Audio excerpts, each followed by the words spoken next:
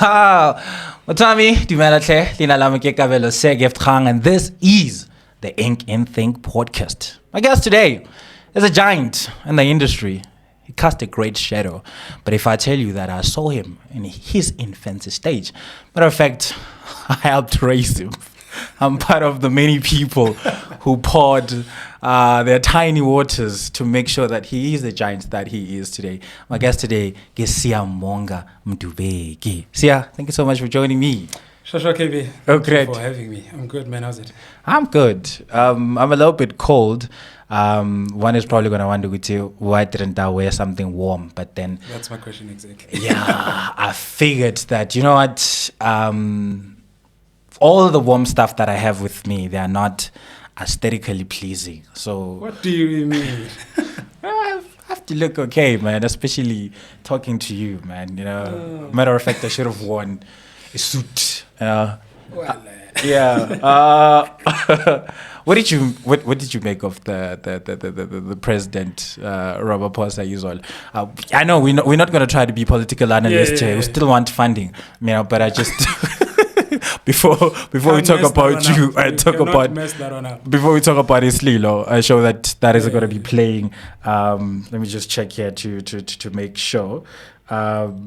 Making sure of the dates. It's on the 5th of June until the 15th. State Theatre. Yeah. So basically we'll be talking about that, but I just want to hear what did you make in general? Actually, I didn't watch it. I just saw clips. I'm planning to watch it later today, actually, because I'm sure it's available somewhere. I haven't watched like the whole conversation, but I just saw clips that were trending and people sort of having their many opinions on what it is. I'm wary of making a comment on something that I don't have a full understanding or version of. Isn't that what we do these days? It's very dangerous. I mean, we live in that era, but it's a very dangerous thing to do.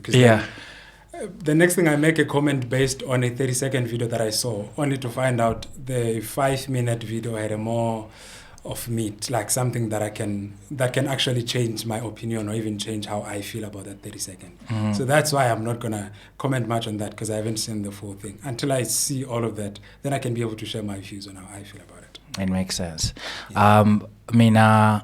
Although I'm not going to make an official statement of how I feel, because I have like mixed emotions, because at times you don't know what people are actually going through, what made them do what they did, you know.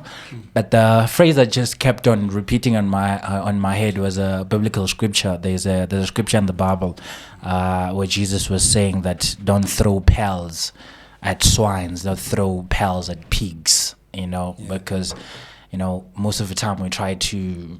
I don't know how to put it in proper way, but, you know, don't give pigs things that they're not going to have use for. My dad would be very disappointed because he's a pastor and I don't know where that scripture is in the Bible. Yeah, it's in Matthew. So it's basically that you're just going to be preaching to people who don't want to change. Yeah. You know what I mean? So somehow I felt like what the president tried to do or attempted to do, it's not going to change anything. It's going to fall on deaf ears, because I think we live at a time where people are like just like dedicated to misunderstanding something. They're just going to be like, this is where I stand. You know, you show a person who this thing is yellow. They're like, no. And then you come with many ways of trying to show these people people were coming for Trump because I saw a clip where there's where he was showing a newspaper saying there's genocide in South Africa, but he was actually showing a picture of, I think is it in Uganda or but somewhere in Africa, not in South Africa. It's different pictures. Yeah. You know, it's funny because for so many years, people who know Donald Trump has been talking about fake news, and I'm very disappointed that this is what they would do. And one would think they are misinformed, and I know. United States of America have intelligence. You know, if they want to know something about something, they'd make sure they know something about that. But I don't think we should be disappointed, though, because I think that's what we're expecting from him. If anything, we should be disappointed if he acts differently than what we know him to be. Okay. Because we know Trump to be that. Yeah. So I feel like it's like we're expecting him to come out differently. Yeah. I would be disappointed if he came out differently than what I expected. I get you. You know what I love these days is that I don't know if it's a good thing or it's a bad thing. Yeah. These days you have supporters at any direction. So if you become extreme on the left, you're gonna have people who are gonna support you. If you become extreme on the right, you're gonna have people who support you. Like if you make the silliest of comment and say there's gonna be somebody who's like, yeah, I'm with you on that. I'm with you on that. You know, whether I know you or not. And people are vocal about their opinion. You know, so you wrote a play called Isililo, which I would imagine translate to the plea, Selelo, the cry, you know. Cry for help. So it's obviously around life Esidimeni of how the government failed those 144 people who actually died on that day, you know. But before we speak about that, there is an incident of somebody that I feel that the government is yet failing again, because I think we live at a time where so many things are happening all at once to a point where we forget. And I want to give you a shout out and props for bringing the story time and time and again. Like when the story of life Esidimeni is trying to die, Sia brings it back. Like, hey, remember 2015 this happened. There's a young girl by the name of Kwekwe. I'm not sure if you're familiar with the story. I'm familiar with that story. Yeah. Well, what do you make of the situation? It was sad. I mean, there was a ruling, was it last week, where they said there is not enough evidence in the case, and apparently they're going to be dropping it. Yeah. I read something like that. But I mean, like, the sad thing about us in SA is that we're such a reactional society. Whatever happens today, we react to that. And something else is going to happen tomorrow. We forget about what happened yesterday and we focus on that. And there's never going back into what happened yesterday. And I feel like stories such as Kwekwe, and I'm sure you'd remember the Uinenes, which was like years back. Yeah. So there's always events that happen. And because we're such a reactional society, we only make comments and rage only during those days. And after a week after, no one is following up on that. Yeah. Which is a sad thing about that, because then no one is ever held criminally liable for their actions, because KB does something else today and we forget about somebody who did something yesterday. Do you think we are? I'm looking for this word where speaks about losing sensitivity. You know, it's not nonchalant. No, I'm gonna remember the word in the middle of an interview. It's funny, you know, but yeah, it's like we lose sensitivity to such matters, and I don't know if I would say we do it on purpose, or is it because of we are forever bombarded with these stories? Because you have to remember, Guti, Okwekwe is one of many. You know, Uyinene is one of many. You know, so when we keep on bringing these names back, it's like we have to like remind society, Guti, look at how we are failing. You know, but just wondering, Guti, do you think, what do you make of that? Like, if we're going to get a little bit deeper into that, we can even talk about life Esidimeni, Guti. Why do we forget about these things? I mean, it's the same thing as I always say about the life Esidimeni. Life Esidimeni was not the first, and it wasn't the last. It's also one of many. It is just that it was 144 people. So you can expect that such a huge number would make an impact. But there's a lot of people that died in these institutions due to lack of care, and because they were not 144, so they never made it to the news. And because they were not in Joburg, they were somewhere in Lusikisiki, somewhere in Mount Leaf, somewhere in Bizana, where no one ever gets to. So they never made it to the news. So I feel like it's the same. I don't want to say it's the same, but there's also a lot of Kwekwes that never made it to the news. That's why I'm saying we're such a reactional society, because we only follow up on stories that make it to the news. And if sadly you don't make it to the news, then I would say no justice for you. Yeah. Like, it's very sad. Out of sight, out of mind. You know, it's funny, I mentioned Uguti, I love the fact that there's always people on the other side of things, of an opinion. But when it comes to these matters, I'm very disappointed, Guti. You'd have people who are victim blaming, you know, as far as blaming a 7-year-old child, you know. Sick. How dare we do that, you know?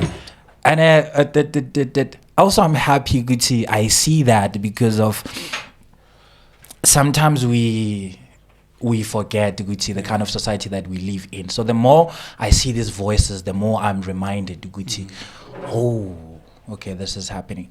But also, the funny thing is that Isililo, we're going to talk about it more, but it's about mental health. You know, and one of the way that we have to protect our mental health is by trying to avoid media, by trying to avoid these stories, because of, although they don't affect us physically, but waking up in the morning and then you turn on your radio or your television and you hear about these stories and you get to relive these traumas as many times as possible. I don't know, how do we balance that?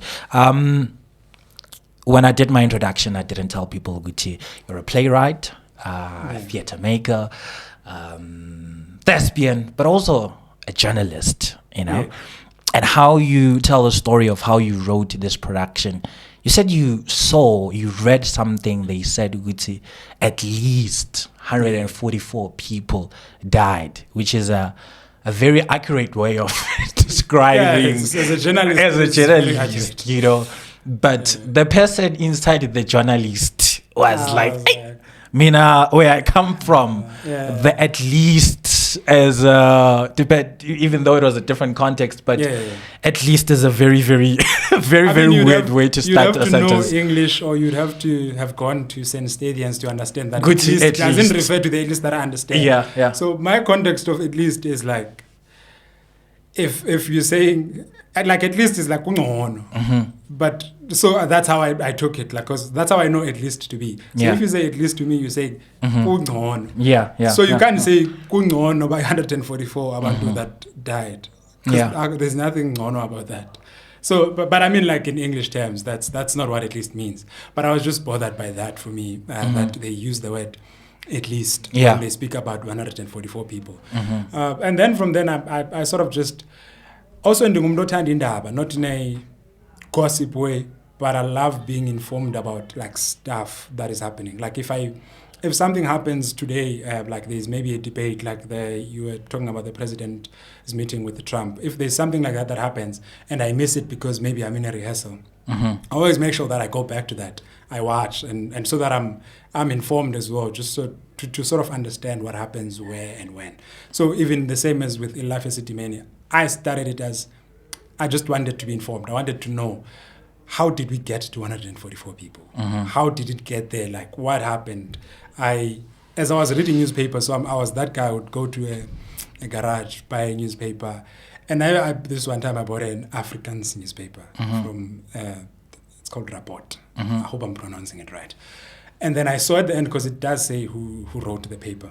So then I saw the person. I went to search for this person on social media. Suzanne. And then I DM'd her. I was like, yo, I'd love to meet up with you. I saw you wrote a paper on this newspaper, about the Life Esidimeni thing. And she was like, cool, let's have coffee in Auckland Park. And then I met up with her. We had a chat, like, it was longer than the podcast. And we were just chatting about how Life Esidimeni happened and who she thinks is at fault. Because also remember, journalists have an insight beyond what you read on the papers. Of course. Because there's things that don't make to the papers. So then the lady was telling me, and she gave me a number of someone who's the committee leader of the families that lost people, which was Sis Christine.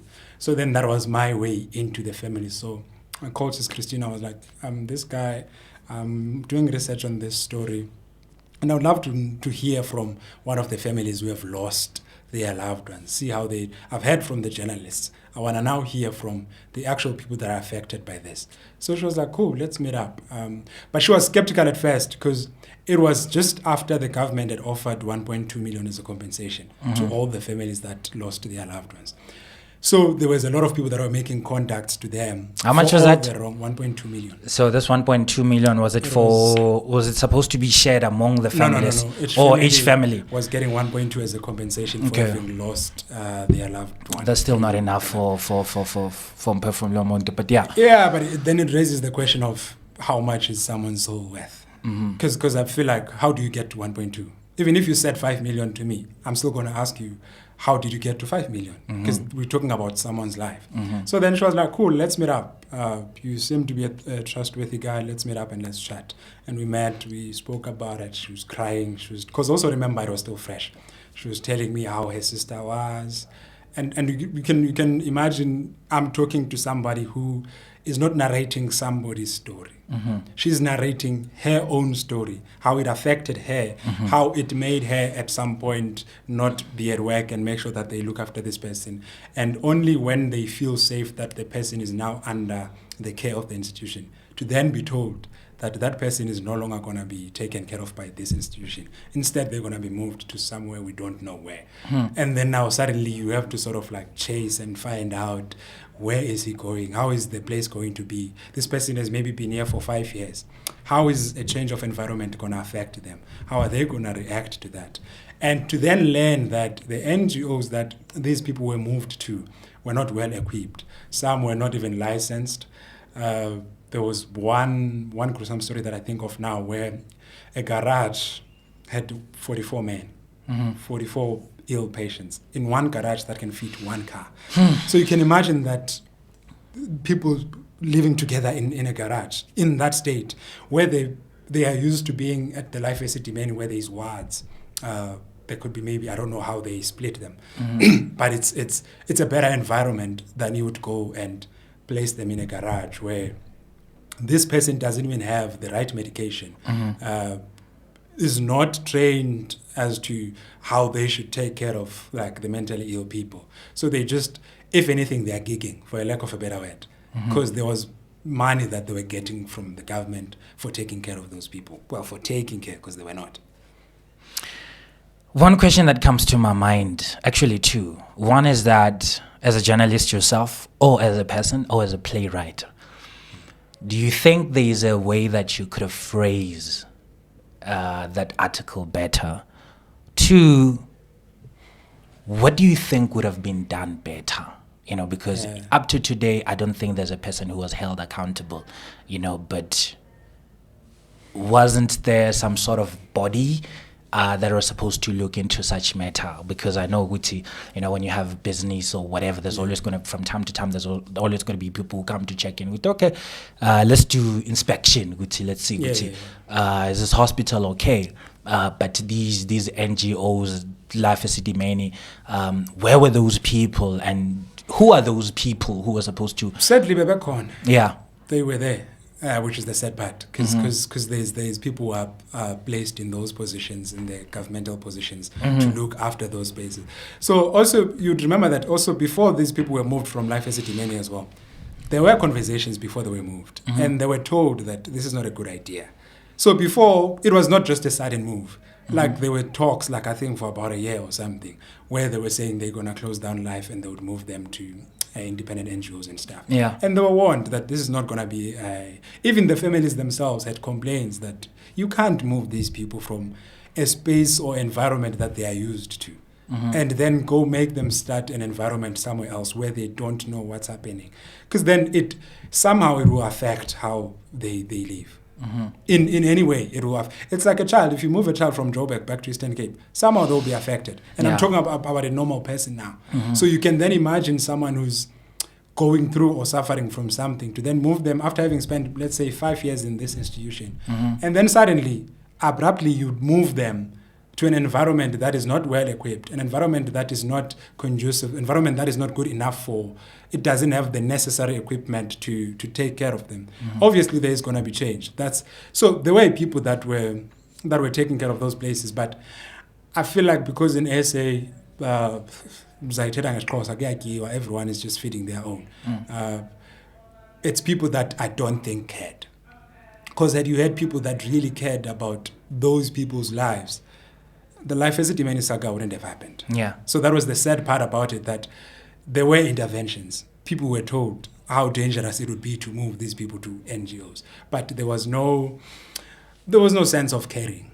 I guess then because Ababantu who are in those positions, and they've got a salary month end.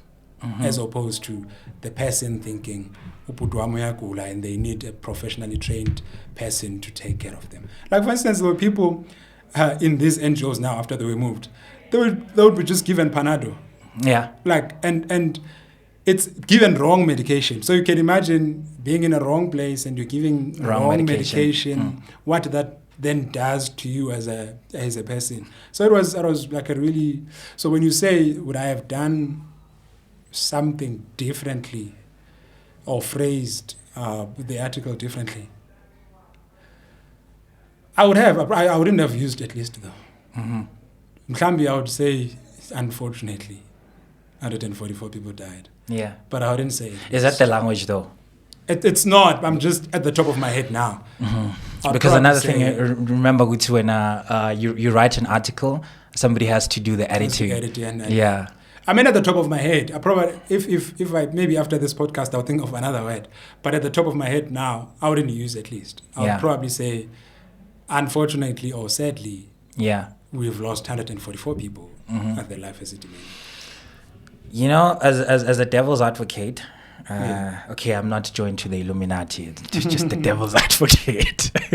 I'm just wondering, Guti, how do we make sure, Guti, people regain their sensibility, you know? Because, okay, I'm talking in general. I'm not talking about the life Esidimeni. I'm just thinking, you know. And generally, As a journalist, you write many of these sad stories. You do them over and over and over and over and over and over, you know. And to some point, they just become another article. It's another story, you know, because of you can't constantly traumatize yourself. You can't constantly emotionally attach to this, although you have a responsibility. You know, I'm thinking about some of the people in the medical field. You know, how they get mistreated by patients. Okay, this is not victim blaming, as I'm saying. This is not about life Esidimeni. I'm just talking generally. I'm just trying to get your thought on this. You get a lot of patients. They die. You deal with a lot of death, you know, because there's a lot of things that happens. The reason why I'm asking you about this is because I'm thinking of how people in the medical field are usually people abakhuluma when it comes to cheating, infidelities. To people abasebenza kumamushar. There's necrophilia there. So I'm just wondering, Guti, is our brains wired to handle this situation to a point where you constantly have to remind yourself, Guti, this is a person's life, you know? Yeah, I don't know. What do you make of that? I mean, obviously there are instances where people or like, let's say, for instance, nurses are being placed in environments that are not well equipped enough, which I would agree that they do play a role in them becoming people that we don't recognize in those institutions. Because as a human being, over time also you either get fed up, maybe, I don't know if that's the right word. Yeah. But the environment does sort of play a huge impact in how you then react. Like, for instance, as part of my research, when I was doing the research for the play, I went to a Orlando clinic. This lady I know outside of the clinic. I know her from Ekasi. I know her to be this sweet lady. But how I saw her treating people in that institution, it was a complete different person. And I was like, that made me then wonder, what is it that when people get into these spaces, they sort of become people that we don't recognize. And I realized that, sure, environments that are not well oiled enough would obviously affect you to an extent that you would then become this person that we obviously do not recognize. But again, I don't think we should put that much blame on those places, because also it's got to do with you as a human being. Are you human enough to be in that space? If you are there because you want a salary at the end of the month, it will show. But if you're there because you care about this or these people, about this field, it's going to be a different story. Obviously, it's going to be about salary, because at the end of the day, we've got to feed our families. Exactly. But there is a sense of caring. There's a human being before any of these decisions. So I feel like we can't fully blame the institutions. Sure, they do play a part. But you as KB, you have a responsibility of being human before anything else. And you can't blame that on anything else but yourself. So we can't say, there's they are victim of the system as well? Not entirely. Yeah, because Not they entirely. are. Sure, that contributes too, but you can't say because they. It's I don't want to touch on this, but it's the same thing you say. I've read comments on social media where a story, since you were talking about Kwekwe, where a story like that comes up, and there would be comments from males saying, we never get to see how the male grow up and how they maybe grow up without the fathers or the environment or the background and whatnot. And I'm like, but it's your responsibility how you act now. Sure, you may have your background or your environment or where your upbringing does shape you in a way, but we can't entirely use it as a form of sort of like defense. Yeah. So you're basically saying, Guti, we have found a way to actually justify things that we shouldn't inflicting our own traumas on other people. Yeah, it makes sense. I shouldn't be bad to you because you are bad to me. It makes sense. I should be good to you because I'm a good person. It makes sense. It makes sense. It's really that I think we need to human. Yeah, we can human better. They say quote unquote, so I'm done playing the devil's advocate. So that was the devil's advocate, you know. So you found a way to humanize this story, you know, because these people were dehumanized, you know. And Isililo, I've watched the play so many times. I love it. I'm sure you know the lines by now. Yeah, I love. Yeah, if ever there's gonna be a version where Coach Itlaba Buastana, I can na gerai. I hope you're watching. Chili's. Zanel. Yeah, like fine.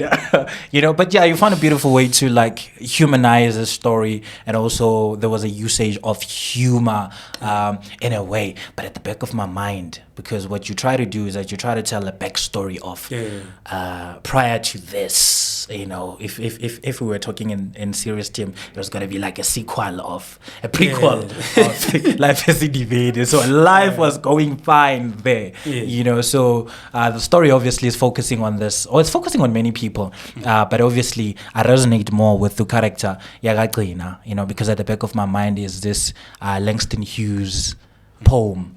What happens to the dream deferred? Okay. Yeah. I see that one. Can you talk about your technical ability, because you're a good writer and a good performer as well in the story, but can you talk about your technical ability to find a way to tackle this issue with sensitivity that it deserved, but at the same time making it a story that we're going to enjoy? I mean before even getting into the space that you're talking about is also something that I got from them, because they would tell me two versions: the life at Life Esidimeni and the life after the Life Esidimeni. And Life Esidimeni was a very smooth period where their loved ones were taken care of. They were fed, they were given medication, there were people that were looking after them. It was a relief for them as well, because they could do their own stuff knowing that my loved one is being taken care of. But after the Life Esidimeni, when they were then moved to all these other not well-equipped NGOs, it was a different story where now there was no care. There was no one cared about those people. So even when we then got into the space, and shout out to the creative minds that were in the space, Isililo, Tsahofatso Masigwaming, Zanele Mtombeni, as well as Ginger and Esidimeni, for also being the voices in terms of bringing the narrative and making sure that it's a story that best represents, because sometimes as a theater maker, it's not only your voice that becomes, because otherwise then it's just gonna be you. Yeah. But when you have other people who think differently as well, who also help your thinking bring it even much better than what you had in mind. So it sort of, we were thinking of how best we can represent the families, but also how best can we prove that we're theater makers.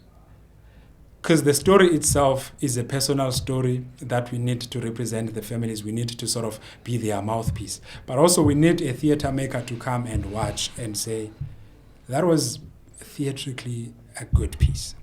And one thing that Ompile Molusi said to me after he saw a run at the Market Theatre. And because it's someone, so I've got people in the industry that I speak to. Every time I'm doing something, they would give you like feedback and be like, this is what I thought, this is what I thought. And he said to me, I missed the theatrics of it. I missed the theatrical part of it.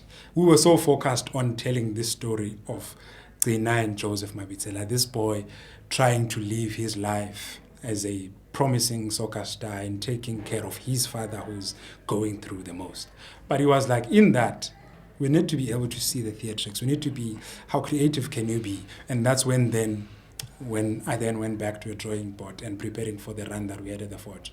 It was now a much better piece, a much more improved piece, because then now we started thinking things theatrically as well. It's also then which is why then the style is satire, because the story of Life Esidimeni itself is a very sad story. But then you can't then come to stage and present it as a sad story, because then that sort of disconnects it to the audience.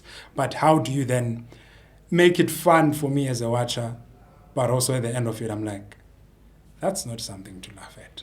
That's not something to laugh about. I think that's something that we've been able to do beautifully as the team, to be able to sort of represent the families, be the mouthpiece, but also make sure that we capture the theatrical aspect of it, that you still enjoy it as a theater play, but at the end of the day, you're like, goodness, that was something. I remember when we did the run at the Ramulao, a lady walked up to me after the show, and she was like, you made me realize something.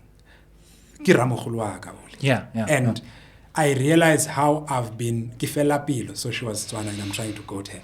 So she was like kifela pilo every time because so people who suffer from, and I know we didn't touch on this, the character in the play suffers from schizophrenia, and people who suffer from schizophrenia is people that sort of sometimes believe a life that doesn't exist. They can wake up today believing that they are married, and to them they are married. They can wake up today thinking they've got a car, and they've got a car. So that's their life they live. And as a person who is sort of taking care of them, you need to understand that every day is different. So when this lady said to me, and she was realizing how the way Afela Pilokateng, whenever she has to deal with him, she was like, I just learned a new way to sort of deal with him and always just play along whenever he is going through these episodes, which is one of the elements that I picked up from the conversation, the interviews that I did when I was doing the Life Esidimeni research. A lady called Nomvula said to me, her sister would wake up and believe that she's married. And her husband has gone to work. She's going to come back. This is their house. They live together. They've got kids. Kids are at school. So you need to understand that you're living with someone who believes that life exists. And you now, as a KB, have to find a way to make sure that I sort of agree with what this person is saying. Because once you disagree also, it sort of fuels them into maybe becoming angry and becoming violent. But if you play along and be like, sure, I know you want to go see your husband who's at work, but he's actually on his way back. You have to play the mind of a child. You know, where a child, you're like, go wear your shoes, I'll wait for you. Go wear your shoes and then you disappear. It's sort of like you have to treat them as that. You have to sort of understand where they are at and sort of play along, and also in protecting them becoming more violent, because they can also become violent. So in avoiding that, you need to make sure that if you get home now and there's somebody who's suffering from that, has a bag, for instance, and they're like, I'm going to see your aunt.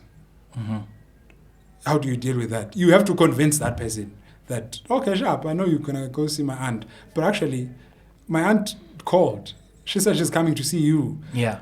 So instead of us, let's wait for her to arrive, and then you've convinced that person to go, oh, okay, cool, okay, let's wait for them.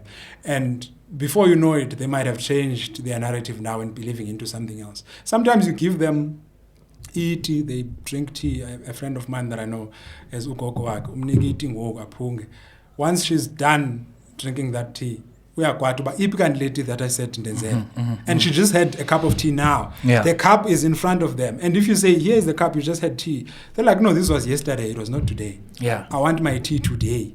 So you sort of have to always like be somebody who's mentally prepared, who's sort of well equipped as well on how to deal with this human. I don't know. I'm sure I'm diverting, but I was touching on the lady giving me a feedback on how Isililo has sort of also helped her realize how she's been dealing with Uramogolo and how she can then now sort of improve and do things differently than how she was doing before.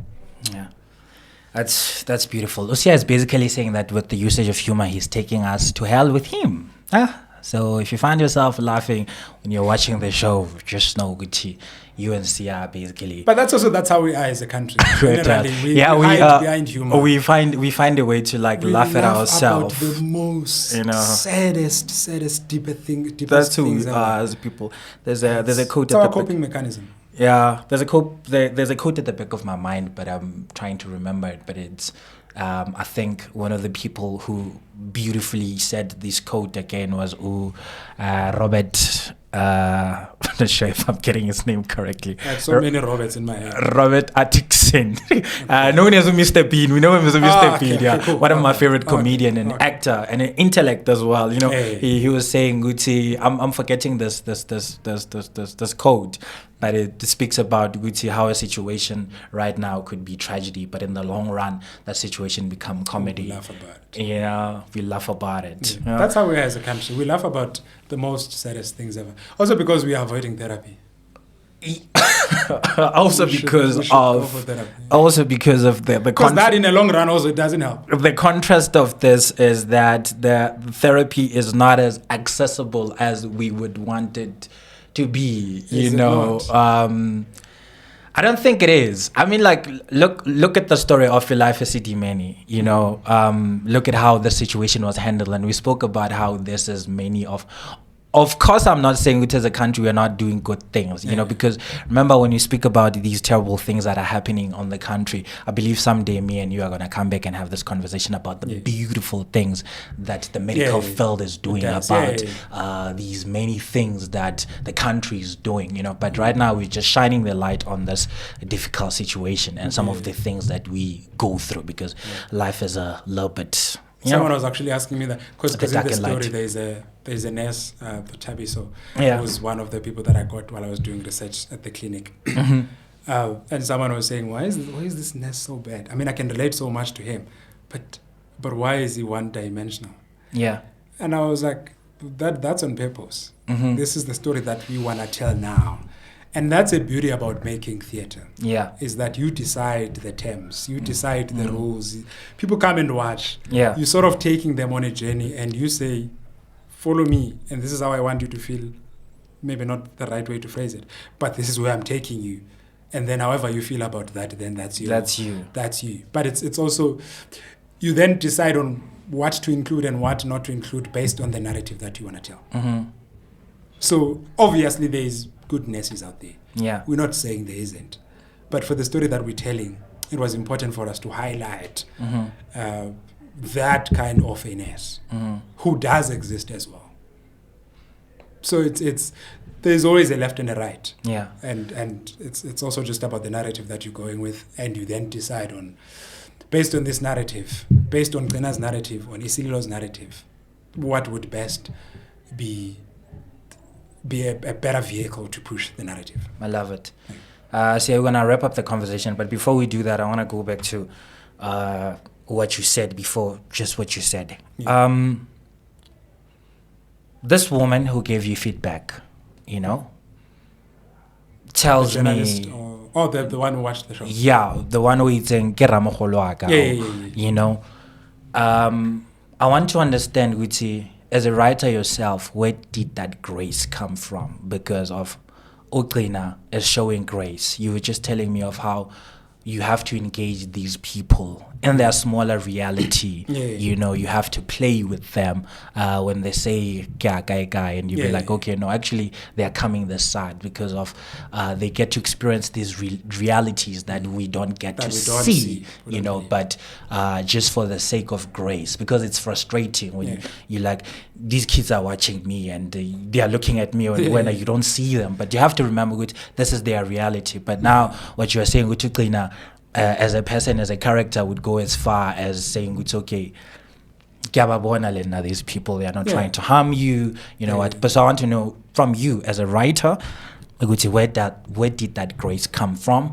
And then number two, I want to know, what was it like writing for yourself, because of you are one of the characters in there. And then maybe in closing we can talk about these many characters, because of the cast is a cast of 3 people, right? And these 3 people get to play these many characters, you know. So I want to know, how did that work? And also we can also talk about your 2 directors that I love so much, Ujinja and Ngumisa. Yeah. I mean that comes from just being a human being. I care more than anything else. I just care, and I think that's what brought about Isililo, because I cared. If I didn't care, I wouldn't have read on it. I would have read on, maybe just something that comes to mind. I would have maybe read about Tupac. I would have maybe, because I know you are a fan. I would have maybe read about Tupac. And it would have been a different thing. But it's because for me, I care deeply. And I was moved by, and I get very disturbed when I see people, and I will say when I see the people that consider themselves as being normal, ill-treating those who we consider as not normal. And I get sad at how the ones who were not considered normal had their rights violated. It's almost as though they didn't have rights while they were in the institution. So for me, it was care more than anything else, which I think it's any other theatre maker's thing, that whenever you watch their work, you would be able to trace back to how they are as human beings, because there's always a piece of us in that. So I cared about this man. I care about the people. I care about people. I care about mental health. And it was something that really disturbed me. I mean, I think that's one thing that pushed me the most, was a space of caring, and going like, this could have been me. This could have been my close relative. This could have been my family member, or whoever that is close to me. And how would it have affected me if it was the case? So it came from a space of caring. You asked me a lot of questions, and I'm trying to remember as I'm answering you as well. But you were asking me about playing the different characters in the, and how that was. I mean, also that's any trained actor's joy, to be able to tap into these different characters and be able to showcase all these people all at once. And luckily I had the most talented people ever who are able to, because even in the style of Isililo, it's the best stage. Everything, we have to sort of make you believe that now we are in an institution.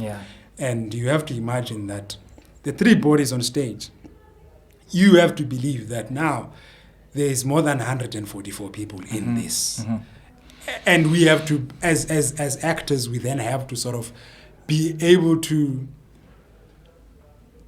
embody that in a way that you get to forget about the 3 bodies that you see on stage.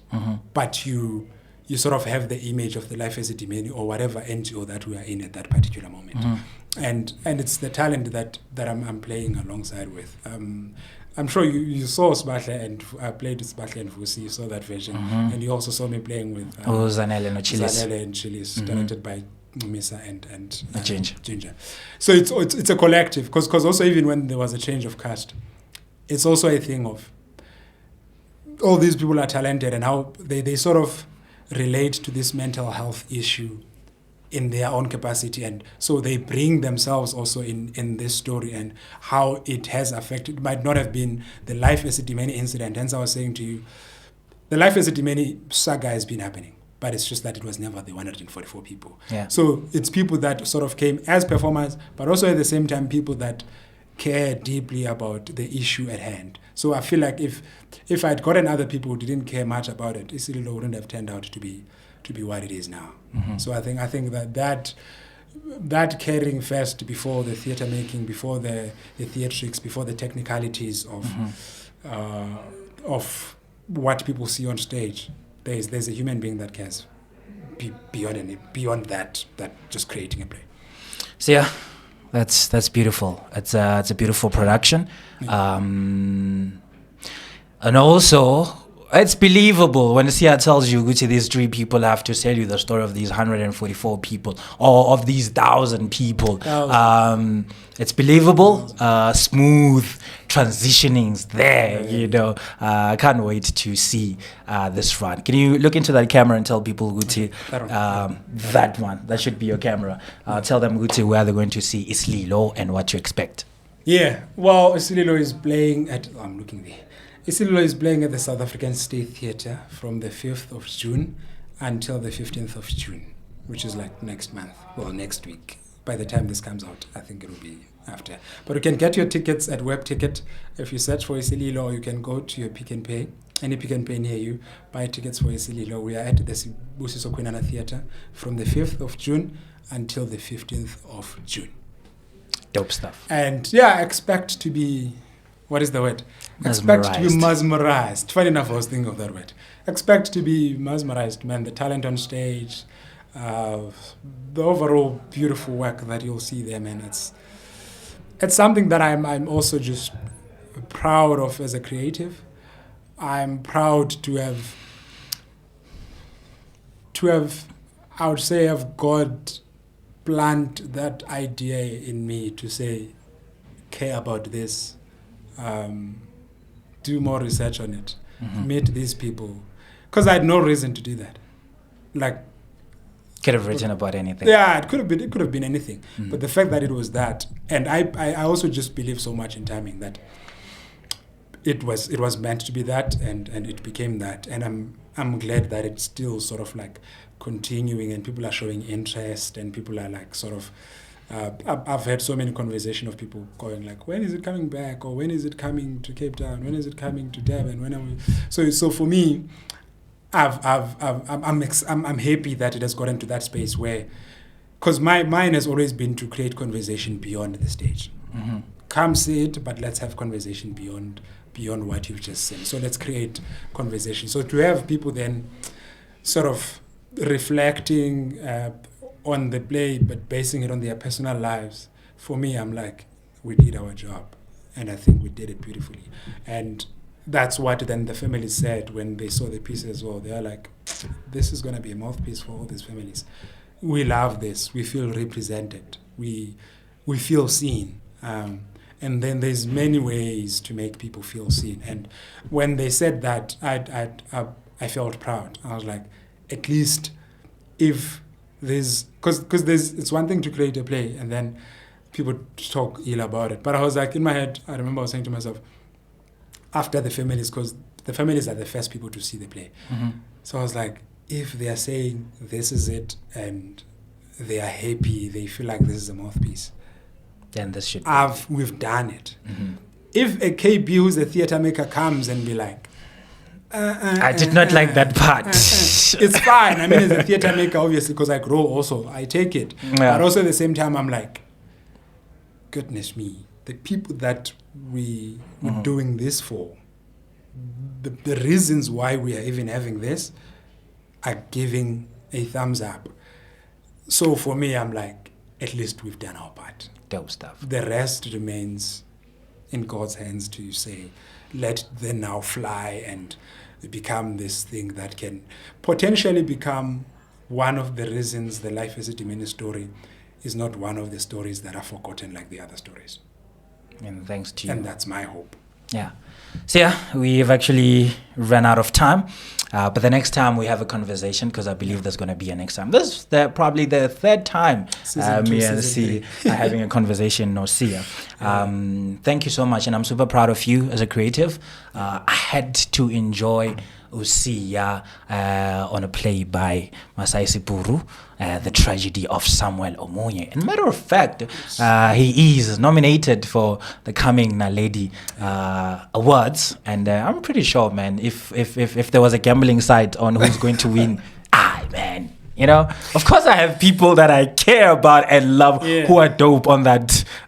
You made a disclaimer in the beginning of this interview, and you said you played part in So there can't be any other one you're rooting for. You know what I mean? You know what I mean? That was a beautiful play. And also, I'm proud of you I can't wait to see Dark Noon when it comes to South Africa. And in case you want to see Usia, he's on many adverts. But if you want to see his acting, catch him go 1802 as it Love Defines Time, right? Love Defies Time. Yeah.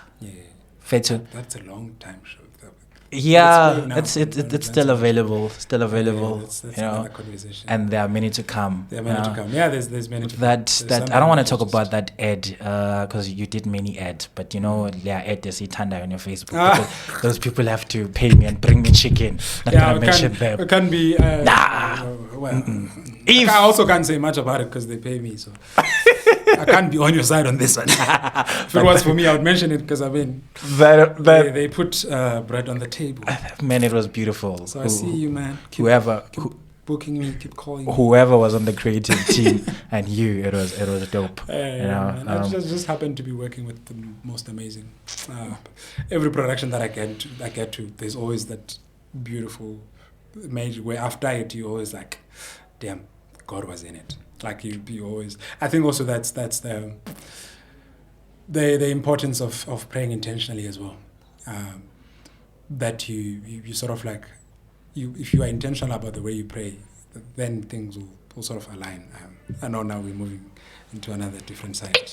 The spiritual side of it. But I mean when you pray intentionally, things sort of like they might take time, but they do eventually happen, and what is meant for you will always gravitate towards you. And all you have to do is to always wake up in the morning, work towards that.